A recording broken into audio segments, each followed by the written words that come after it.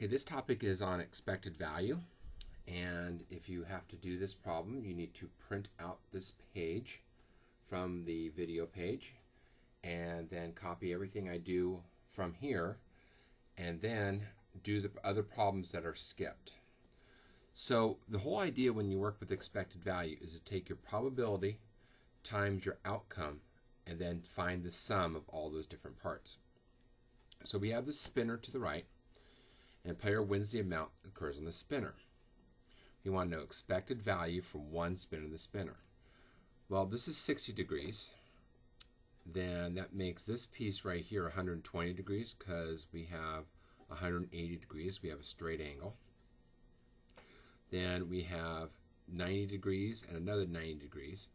So when we go over, we want to figure out our probabilities on each one of these.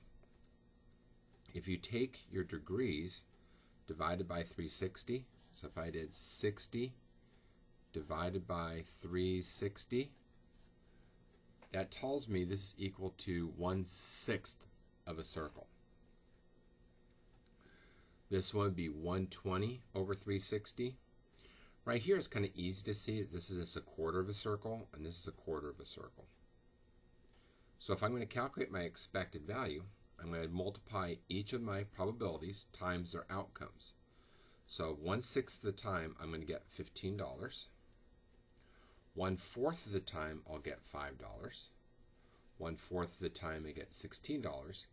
Then if I do 120 divided by 360, we don't even need to necessarily reduce it, I'm going to win 0. So if you calculate this out, just multiply them out, add them up, we'll get $7.75.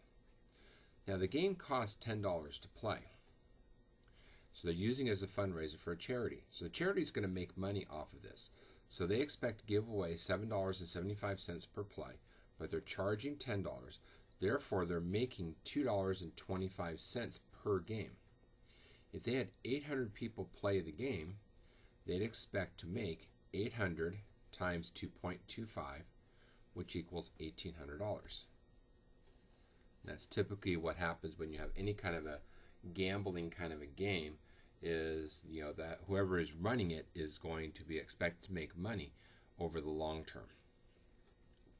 Okay, so you need to go over and think about doing the same kind of a thing. Calculate your probabilities for each one using the rules that they have right here, and then multiply your probability times your outcomes so that you can find your expected value, what you're going to get. And then they're going to say, basically what they expect to do for 120 people. So now you have to go over and calculate that part.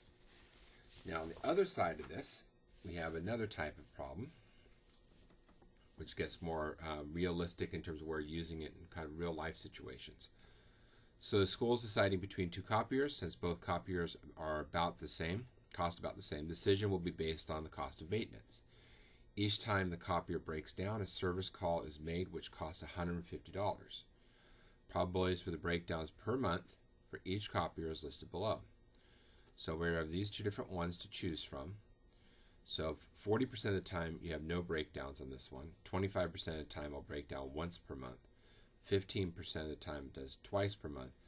And then 20% of the time it's going to break down 3 times. So we're assuming there's nothing above it, because if we add all these up, we'll add up to 1, which is 100%. For the super dupe, 30% of the time it has no breakdowns. 20% of the time it has 1 breakdown. 35% of the time it has 2 breakdowns. And 15% of the time it has 3 breakdowns. We're going to calculate the expected value of the breakdowns per month for each copier. So all I'm going to do is take my number of breakdowns times the probabilities. So 0 times 0.4, 1 times 0.25, 2 times 1.15, 3 times 0.2. You'd expect on average for the ProLine copy machine to break down 1.15 per month. So that means some months it'll break down once, might break down occasionally twice, but that's what it averages out over time. For the super dupe, we do 0 times 0.3, 1 times 0.2, 2 times 0.35, 3 times 0.15, add them up, we get 1.35. So we'd expect to have more breakdowns on the SuperDupe than we do on the Proline Copy. So if they're going to choose it based on this thing, we're going to choose the Proline Copy because it has fewer breakdowns per month. That's what we're expecting. Now we're going to look at the cost. Well, they expect to run it for 10 months. Costs $150 for each breakdown. So if I do $150 per breakdown, we have 1.15 breakdown per month times 10 months. Well, I'm doing a little dimensional analysis. You don't need to do it this way, but it is kind of nice to see this. The breakdowns will cancel, months will cancel, and I'm left with dollars. So 150 times 1.15 times 10, we'd expect it to cost $17.25. Okay, so you're going to do the same kind of a problem with this one. You're going to go over, think about your proportions, how much you expect to make, and then how much they're going to go over and make overall.